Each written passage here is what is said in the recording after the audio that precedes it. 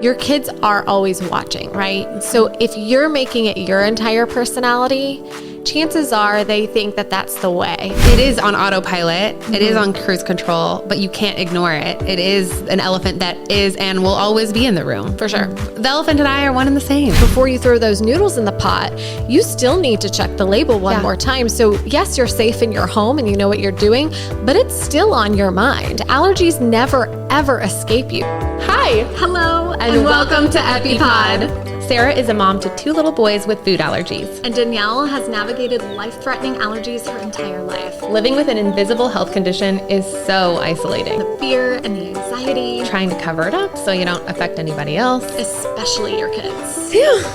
Sound familiar? Join us on the couch and take a load off with people who just get it. We're so glad you're here. Welcome back to EpiPod. Hey, Danielle. Hi, Sarah. We need to come up with a new intro. I know. Well, that's for season 2. Okay, that's true. We'll be bigger and better than ever in our intros next year.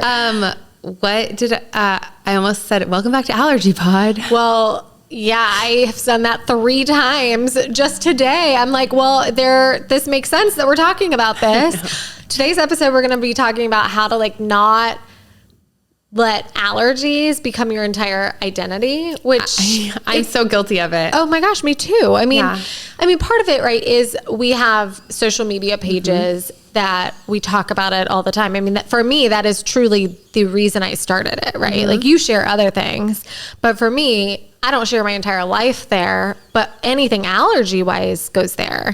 And then I am on that page quite a bit and people are messaging me and I'm talking to them about their problems. And so for me, it does gray the line. You're like a free consultant. Yeah. You're like an allergy consultant pro bono. I mean, I love it because it does, I feel like, help others. It helps me at times too, but I do need to watch out. And you always try to help me with that. Yeah. I feel like I fall into it for you, and correct me if I'm wrong, I feel like it's like a time, like putting more things on your plate. For sure. When your plate is already you're like in a Disney movie, like in Be Our Guest, where he's like, the plate's about to tip over and he's like trying to keep it up while also tap dancing. You are Lumiere.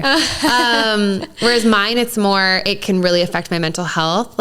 People reaching out to me, asking for advice or solidarity, or have I experienced this as another food allergy adult?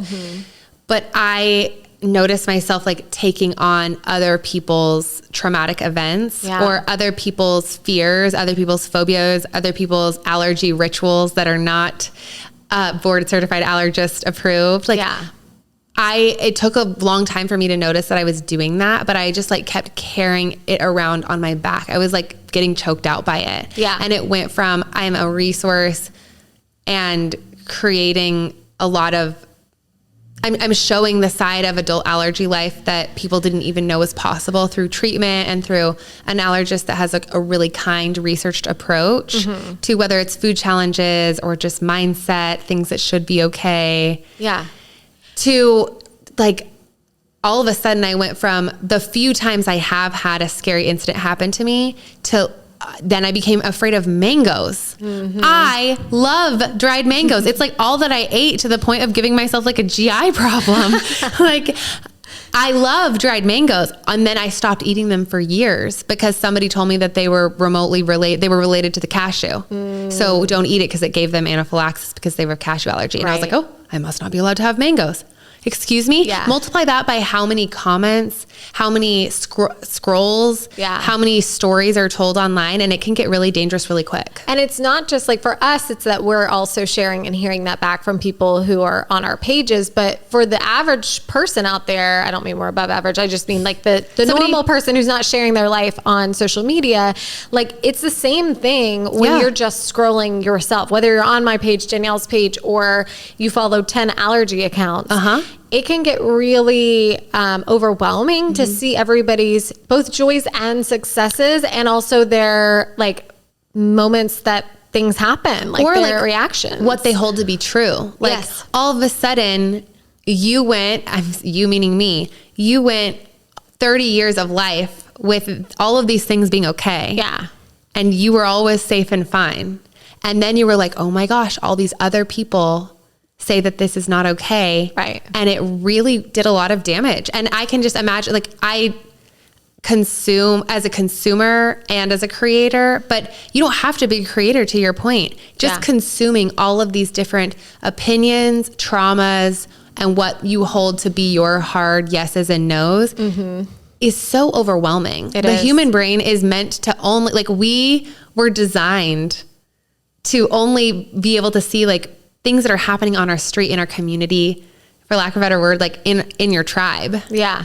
And now you're seeing everything from celebrities to overseas to, it's a lot. It is. It's a lot to be on social media in general. Yeah. But it's a lot to also be an allergy person who is just inundated with it. And it's not just social media. Totally. I was going to say, we have a whole like media, like allergies in the media episode where we go into like all of those details. Yeah. And that is part of how it can become who you are. Like what you consume is what you are, right? So like that, they say like you are what you eat, but it's like the same thing when it comes to consuming media, right? Like you are what you consume. Yeah. And so that is an element of it for sure. But it's also the fact that like as an allergy person, right? We had a guest on not long ago that brought this up. There are some diseases where you have to manage it a lot, but there aren't many that you have to manage almost every second of every day. Yeah. Definitely 3 times a day, breakfast, lunch, and dinner. And even when you're in your own home, right, they urge you like, hey, you may have gotten that same product at the grocery store 10 times, but they could change that. So you still need to, before you throw those noodles in the pot, you still need to check the label one more time. So yes, you're safe in your home and you know what you're doing, but it's still on your mind. Allergies never, ever escape you. So when you're just thinking about it, when it's on rotation nonstop all the time, it feels impossible to not let it consume you to the point of, hi, my name is Sarah. I am an allergy mom. And also it's what people bring up to you first in conversation. You sit down for drinks. Oh my gosh, so glad we got to catch up.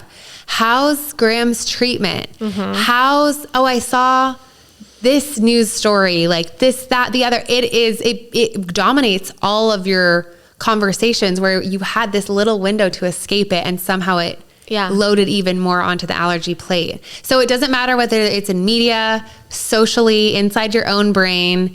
You're like, great, something that has nothing to do with eating. Like, I'm just going to like the tennis courts. There's somebody's crumpled up granola bar all over the court that you booked. It is everything. I think it's so important, not just media, not just having boundaries when talking to people, but just really holding yourself accountable to not having that be your full personality. And I'm talking to myself. Yeah. Right. I mean, it's really hard not to do that. Especially as a parent, like in these early days when your kids are little, because you really are their only protection from the world.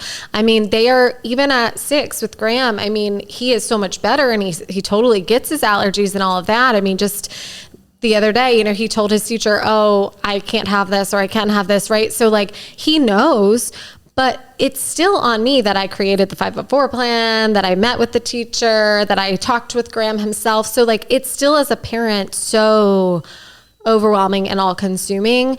And I think that it is fairly impossible to get away from that entirely. So this episode isn't going to be us sitting here and saying like, here's what you need to know, or forget about allergies, you know? But I do think there are ways to carve out times that you are committed to being anything but an allergy mom or someone with allergies. And I mean, it does start, and again, the easier said than done, right? Because especially when your kids are little, and it's not just allergies, it's like nap schedules and, you know, sports activities, and like, it's hard to not just be consumed and be labeled a mom. Totally. And then you have the allergies and all of a sudden you're allergy mom, you know, and it's just like a double down effect. So I get that it's hard. I'm speaking to myself. I have a really hard time with this, but something I have worked on very recently is therapy. I finally if you've listened to earlier episodes and you're like tuning back in, she did therapy. She scheduled therapy. And it has been, I was just telling my friend on the phone on the way here, I was like, I'm loving my therapy journey. I had therapy this morning and like, it has been something I put off for more than a year. And I feel so much peace. I feel so much more prepared for so many different scenarios, having this outlet, not just to talk about allergies, but to talk about like all the things in my life. Right. And so I think doing that is like the biggest dose of self-care that I could have ever given myself, and a way to get somebody else to help you with tools and ways to make sure you carve out time for you and not just you, the allergy mom. I recently started thinking about it. I mean, for me, social media is a big part of my life. Yeah. I don't know anybody who it's not. You don't have to be a content creator, or you don't have to like have that as a part of your job to like, there are lots of people who just like work in marketing in general, you being one of them. Yeah. Like, you don't have to be related to the industry for it to very easily consume you. So putting boundaries in place has been really, I don't follow any other allergy accounts except for you and one other person. Yeah. I don't. I muted everybody. And if I need to go look at something, or you repost somebody's something and I'm like, wow, I'd actually like to read more about that. And it brought me so much peace. Yeah. Because what they're doing and what we do is really important, but like choosing the voices that I hear from has been really helpful. But and like, that's just an ongoing journey. Yeah. Like, that's just putting boundaries in place of like how much I'm on my phone and what I'm consuming. But something I've been thinking about recently as it pertains to allergies is almost treating it like grief. Like, I've heard my mom talk about grieving her parents and like giving advice to somebody who was grieving the loss of a loved one. Yeah. And telling them like, after a certain amount of time, like from this time to this time, you grieve. Like, you grieve. And then when that time is up, like, your life is, you're living your life again. Mm-hmm. And I think she was talking to somebody who the person that they lost had served in the military. And so when they were visiting the monument, it was just like really overwhelming for them when they were in DC and in that area for a good amount of time, like wanting to go to the monument, visit their name. Like, it was a lot. And she was like, treat it like you treat any other grief. Like, you go, you have from this time to this time, you go, you visit their name and you grieve. And then when it's over, you go and live your life. Now, it's not, I'm still, whether I'm going to a nail salon, a hair salon, a restaurant, the grocery store, cooking for myself, using the product that I've had in my medicine cabinet for 500 years, like it's always going to be top of mind. I'm not saying like, oh, I only have allergies from 3 p.m. to 4:30 p.m. Central Standard Time. But it's like, from this time to this time, I am going to be an allergy advocate, or I am going to be open to questions, or I am going to be okay with creating content around it, or I am going to be okay if you're an allergy mom. Like, I am going to set aside this time to make the 504. I'm going to set aside this time for our really stressful allergy appointments. I'm going to set aside this time to have the family meeting with my husband and figure out how we're going to juggle all of this. But then just containing the high stress things to those times. And then the rest of the time, other than the things that we have to do as allergy people to keep ourselves safe all the time, but you're out there living your life. Like, it is like, it's just maintenance. That's the cruise control. Yes. That's your everyday. And that's just the way it is. And for the record, I've never known any different. So like, I don't know what it's like any other way. It's not like a big, scary new thing whatsoever. But like, OIT, doing those 2 hours. And that's when I think I started thinking of it that way. It was like, for these 2 hours, you're really locked into allergy life. Or we are going in for a food challenge. And so for like the day before and the day of, like, you're really locked in for that. And then when it's over, it's over. Yep. And it's hard. It's so hard because like, how do you unlock that part of your brain? But just like really holding yourself accountable, or in a social scenario, like, I know that this is one of my best friends and they really want to know about why I stopped treatment. So I do want to tell them about it, but I'm going to start the conversation with, thank you so much for asking. I'm going to dive into it, but I don't want to spend a lot of time talking about it. I really want to hear about like, how's the second trimester going? You know? Yeah. Just like being vocal about those boundaries can be helpful for other people too. Yeah. To hold you accountable. I love that. And what you brought up about like time frames and stuff, I think it's so good to like schedule the times because, and then too, it's like, same with like even making a to-do list about other things, right? It's like once you get it down on a piece of paper, once you've like decided, okay, this is blocked on my calendar to do my taxes or whatever it is, it's like, well, then you don't have to worry about when your taxes are due or when you're going to do them. Like you've already set a time for it, right? So like, you're right. The maintenance, the everyday, the constant, that can't be erased. That's just what our life is, but that can be cruise control. And a girl I follow on Instagram, she's on the Fair board. Her name is Hillary. We can link to her, but like she talks about that all the time. Like having there be like cruise control times and then having there be times when you are hyper focused on it. But those cruise control times can make you be able to take like a little bit of a breath and also like use those moments to carve out special time for you, you know? So it doesn't have to be like all hyper crazy all the time. And it also doesn't have to be like shooting for chill all the time. Like you can have, it can be a little bit up and down and that's okay, you know? But I love the scheduling it out thing. I think that was a really good tip from you. Carving out time for yourself or a hobby or like something that is so unrelated to allergies. How do you do that though as a mom, juggling a trillion things? Like genuinely, I look at your life and I'm like, but where, but how? Yeah. We want to take a minute now to tell you a little bit about a brand that we really love, Pulse Power, a high-protein, all-natural chickpea-based snack line that is co-founded by an allergy mom. They have delicious snack sticks and chickpea spreads that are made in a dedicated top 14 allergen-free facility. A great choice for school lunches and snack boxes. I know. I look at my own life and I'm like, how did I make it through that day? But I have tried. I'm not perfect. I don't stay super consistent, but I have tried lately to do stuff that is completely unallergy related. One of the things for me is like, I love yoga. I've kind of started that journey back up again. Like I did it for a while when I was younger and then I kind of got out of it. And now it's like, I really try at least twice a week, which is not a lot, but it's like something. And for those hours, like I am not generally thinking about allergies, you know, and I just get to do it for me.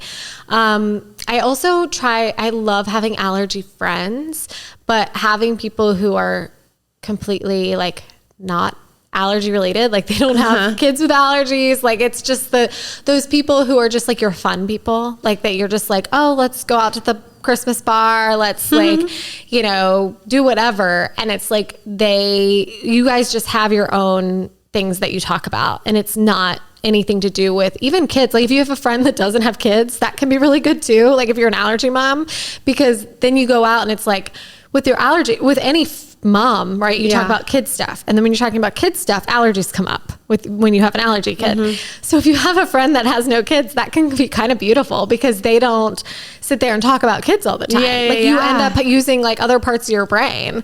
Or like you're Sarah. Yeah. Not Graham and Ethan's mom. Exactly. Yeah. So even, removing it a step further from not just like allergy mom, but mom in general. Totally. It can be kind of refreshing to be like, I have a lot of friends who have just had babies and I'm talking like 2 and under. Some of them are like fresh infant babies. And I've had a lot of anxiety of like, how does this change our friendship? How does somebody who doesn't know anything about kids, doesn't even know if they want kids, support somebody when I haven't been there myself? And you don't have to go through cancer or something to support somebody who's going through a major medical problem. So like, why is somebody choosing to have kids any different? And that's what I tell myself, but it is different. I'm like, I don't want to say something that I don't know is insensitive, or like, how do I show up for them? Or like, does our friendship, is it just sort of like on pause because they can't leave the baby for the next like 2 years ? Like I genuinely don't know. And I recently listened to a podcast where the mom, I think her baby's like not even 1. But she was taught before, it was like a dating podcast. And then she ended up like getting married and having the kid. Shift. And she was talking, it was like she had her single friend on who's still in the dating scene, and now she has this like 6-month-old or something. And the single friend was talking about like, I love coming over to your place to like visit the baby and see how the baby's doing. And she like took her friend by the shoulders and she was like, I want to hit you in the face. Like I want to shake you. And she was like, why would you say that? Like for me wanting to come over and like enjoying seeing your baby, like you're good.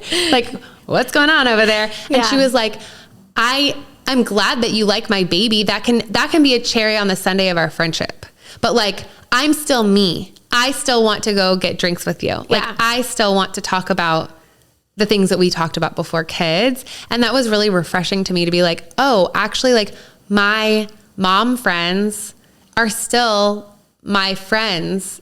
Yeah. Like, they still need times where they're not, they don't, totally. I can support them by coming over and to hang out with them when they're with their fresh baby. Yeah. When they're like nap trapped and they can't get up. It's like, totally. Yeah. But I can also still invite them to the type of things that I always used to invite them to, you know? And it's the same with allergies. It's like, if you're someone who loves someone with allergies, it's like asking, we're not saying don't ask about it. Like, for sure, like, show your interest and love. And like, that will be really heartwarming to a person with allergies or mom. Like, when somebody does, a close friend of mine asked me about what's going on, like, it does mean a lot that they've asked me, but you're right. It's like, you don't need to stay there only, right? Like, you can jump out of the allergy conversation, or even maybe just like ask somebody like, do you want to talk about this right now? I have a friend, Lindsay, and we go for walks around the neighborhood, and she always, like, if she asks about it, she's like, if you don't want to talk allergies, let me know. But like, I was curious about like, how did this go? And it was like such an easy way and like very like nonchalant way to say it, but also like protect my peace and boundaries and time around like my, like, the allergy brain swirling. Yeah, you're like, oh, I thought we were going on a walk, and then I got 45 minutes to not be an allergy mom. Right. And that was a beautiful way for her to do it. It was. And it is. She always does that. So it's really nice to have people like that. And maybe you could even like you do, like when someone asks you and you're like, I'm going to say it, but then like, I'm done talking about allergies. Like, and it doesn't have to be rude. It's just like like a friendly, like, like, I'm saying it so that they keep me accountable because I'm so stinking verbose. Of course we'd have a podcast, verbose queen. But I'm like, I'm going to say this in 3 sentences. Keep me to it because I don't want it to eat into, I don't want it to eat into everything. Speaking of like friends who do it beautifully, sometimes like it is on autopilot, it is on cruise control, but you can't ignore it. It is an elephant that is and will always be in the room. For sure. The elephant and I are one and the same. I had a friend last week who, one of her best friends who I've never met before, was having my favorite things, like the Julie Andrews song, like these are a few of my favorite things. It's like Secret Santa, except like more girly and cute. Yeah. Where every girl brings, and it doesn't have to be a Christmas, like it's you can do a favorite things any time of year. Okay. But like each girl brings like their favorite thing that they've been addicted to. Like it could be like an under eye mask that they're just like obsessed with. Okay. Or like their favorite hand lotion that they're just obsessed with right now. So everybody brings their thing, and you like, it's like a Secret Santa swap thing, but it was like favorite things and favorite dishes. Mm-hmm. And so it was like giving potluck, but also this like cute and just like the cutest group of girls you've ever met in your life. And it was her friend group. And she was like, I'd love, and you were supposed to bring, it was like favorite things, favorite dish, and favorite person. Like you're supposed to bring like somebody else into the group so that they get to know a friend who's like not a part of the insular friend group. Loved. And so she was like, you are my favorite person. I want to bring you. Will you be in town? Will you come with me? Be my plus one. You have 1,001 recs of like beauty, nails, whatever. Like I'm sure you have that covered. And in terms of favorite dish, like, does that give you any sort of like pause with allergies to say yes? If like, is that part of the invitation holding you back whatsoever? That was just the intro text. Like it wasn't like me having to say like, I would love to, but that would be kind of weird. She was, I won't be in town. So I was like, dang it, I wish I could have gone. But yeah, that totally, seeing something that says favorite dishes gives me anxiety. Yeah. And she was like, I already came up with a plan. I already told them my favorite person has food allergies and there will be no nuts on the menu. And I also told them just because there's no nuts, it still means you're not going to eat. It just means that you can have a good time while being there and not have to worry about all of us having nuts. And I was like, you did all of that before you even invited me. Aww. Like, I think that and there's no way for us as allergy people and the allergy people listening to like create a Lindsay or create a Sarah out of these people, like out of the people in their lives. But like when you find those rare humans who help you not make it your whole personality because they took the backpack off of you for 5 seconds and said like, hey, you're coming to the party with me, or hey, we're going on the walk and I'm going to carry the backpack this time. Yeah. And I know you're not going to eat, and I know you probably don't want to talk about the whole time, but like, let me carry the backpack this time. Yeah. It's so true. You got to hold on. Yeah. Like really hold on to that. And I told her, I was like, that was such a beautiful way to do it. Like, thank you so much. Like I told her like you carried the backpack, and she was like, huh? Yeah. Aww. Yeah. So like surrounding yourself with people like that. Totally. And you know, one thing, like kind of we've been talking about like leaning out of the allergy conversation, but one thing I have found too is in some ways leaning in for me, like in the advocacy space of things, like when I went to DC and I was doing stuff, you know, in the spring, gives me like a sense of purpose around allergies, to where it's like, yes, it's what I'm talking about and what I'm thinking about, but I feel very like actionable. Like I feel like I'm like doing something. And to me, it's like those parts that it's like, yes, we can't do anything about it. It's the elephant in the room always. That it's like, at least it's like an elephant that's making change, right? So like, I feel like in some ways for different people, that could be a meaningful part of the journey, where it's like, yes, you're not necessarily removing your identity from it, but you're making something positive out of it, rather than just being afraid all the time in your allergy life. Like you can do something that's making a difference. And in some ways, I think that can be helpful for some people. I think like that's so true. Like it feels like all of a sudden there's a lot of change. Like for years I was like, how come all these other conditions get attention and then they get money and then they get research and then they get cures? Yeah. Or they get options and mine doesn't because it's rare or nobody talks about it. And now all of a sudden it's Neffy and it's Tip trying to get FDA approved, and it's the Listerine thing, not the strip. Oh yeah. That like, finally it feels like all of a sudden there's like a little, I can hear the tires on the caboose. They're squeaking. Progress. And so like being a part of it, it feels like, gosh, it wasn't for nothing. Yeah. Like you handed me a bag of moldy lemons and I made like a Michelin star gelato. Hand me something else. Why don't universe, if you're listening. We are full. All I want you to hand me is like maybe a puppy. Oh no, I can't handle a puppy right now. Way too much work. But Graham really wants a puppy, and I'm like, buddy, you're still allergic. And also no, for all reasons. What about a cat? So I would love a cat, but Mark is like, had a cat once like pee on our floorboards, and like it never came out. Like it was like, when? I mean, it was like through the carpet that got into the floor. This was like a rental house, but it was a whole thing. And after that, he was like, I'll never get a cat again. So cat's off the table. I just like have this memory of that Instagram story of Mark holding that your friend's cat. Oh my God. Cats love him. It was like the whole weekend. Every time Mark would be on your Instagram story, there was a cat on top of him. And I was like, this is a riot. Oh, he is like the cat person. He's the dog person too, but like cats, just for some reason, they freaking love him. But that's so funny. We have gone off the rails.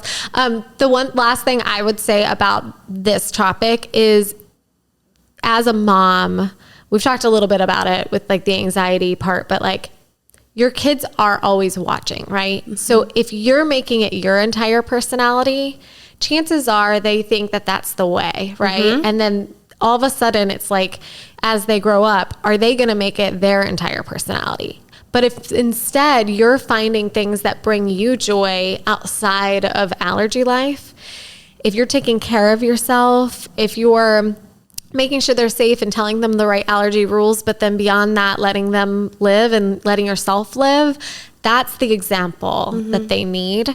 And so I think it's really important to remember that you're doing it for yourself, but as a mom, you're also doing it for your kids. Mm-hmm. It's so true. Yeah. That's so true. Okay. Anything else before we jet?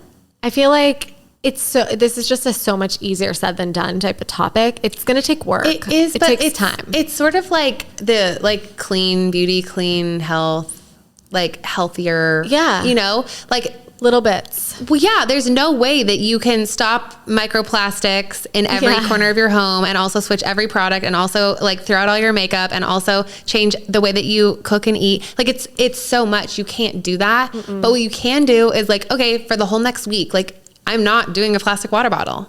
I'm not making another goal until no more plastic water bottles is like my normal. Okay, great. That's my normal now. Sick. Now I'm going to like change my blush. And until that's normal for me, I'm not doing another one. I think that this is the same thing. Yeah. Like it is so nebulous. It is so easier said than done, but just like pinpointing one thing that would make you 1% unloaded and 1% more of a full, more balanced person who is like an accidental medical expert in this one condition is worth it. So like picking one thing and that being your goal every week until that's your normal is totally attainable. It is. And that's a really nice way to put it. Yeah. Mine right now is like, because I just, my like goal as an allergy person is to go back to the person who I used to be. Like maybe I won't be eating Thanksgiving and not caring about not knowing every ingredient in every dish ever again, because I honestly, like, thank God I didn't have an accident as a child. True. But like being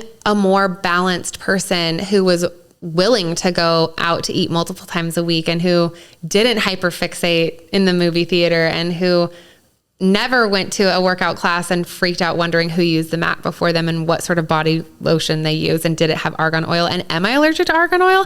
And it was just like, oh my gosh, taking like my goal to getting back there is once a day, whatever it is that I want to say no to, asking myself, and I don't have to do this for everything, but once a day, if the question is, gosh, I wish I could do that. Well, did you used to do that? Yeah, I did.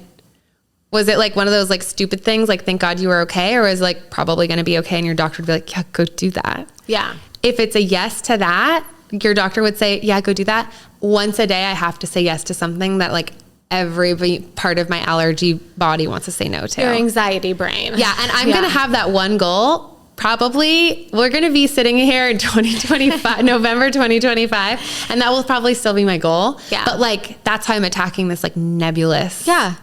One bite at a time. One bite. What's yours? What's your clean health nebulous? Just kidding. Yeah. I think because you for a while it was therapy and you made that one. So that's true. I checked that box. Look at me go. Let's see. I don't know. I did bring up yoga. I've not been consistent with that. I think I would love to, you know what? I know what it is. Mm-hmm. Screen time limiting. So like, I'm particularly bad at like scrolling before bed. Mm-hmm. And then I think I don't go to bed at a reasonable hour. And I've recently just read how important sleep is and like how it can really impact every part of your life. And so I think going into like the next year and like making this a part of allergy life, where if I'm going to bed earlier, my brain is healthier, I'm feeling better, and I'm not doing as much scrolling through the social media apps that are talking about, or not apps, but pages that are talking about allergies. Like I'm going to have less of that in my brain outside of, again, the cruise control items. Going to bed with that in your brain, it's in your subconscious all night long. And are you even resting? Exactly. So I think that is going to be my thing. I feel like a lot of allergy moms can't, like the typical fix for it is like, well, plug in your phone in the bathroom and don't take it to bed. But as an allergy mom, especially like if Graham gets older, when he's in high school, and he's like maybe doing like a camping trip away or something like that, like you're not sleeping with your phone in the bathroom. My mom sleeps with her phone like basically against her cheek. And I'm what if Danielle calls? Yeah, and I'm 33 years old. Okay, so like, oh yeah. Did I tell you that she called 911 on me the other day? Wait, did I hear this? She literally had Austin PD wake me up. I can't tell this story. She's going to be like, wait a second. It's fine. I don't think she listens. We'll tell it on your social media and you'll be on the lookout. But anyways, I'm saying for moms who are like, yeah, I could never. Yeah. We should put my app blocker in the show notes. And I'm going to send it to you. Send it to me right now so I don't forget. Like if unsolicited, not that you asked, unsolicited advice, if you turn that on when you go up the stairs to bed, you literally can't access the apps. Like you have like your book or your email, or Right. like what else could you distract yourself with? So if like if the Is it a paid thing? Do I have to pay for it? I don't know. Okay. If you did, it wasn't that much. Okay. Frugal Franny, I'll pay her for your subscription. Use the app blocker and turn it off before you go up the stairs to bed, because then I do the same thing. 1 minute I get in bed and it's 11:30 p.m. and then it's 2 a.m. and I'm like, what? I just got in bed. It's terrifying. Yeah. Okay, I love your goal. I'll hold you accountable for yours. And I'll try to hold you accountable for yours. It's a little more for you. You have to like kind of muster a lot of it up yourself, but I'll try to like ask you about it, keep you honest. Or I can text you what I did each day. Yes, love that. Okay. Okay. All right. We'll see you guys next week. Yeah. See you next week, and looking forward to 2025. 2025. Bye. Bye.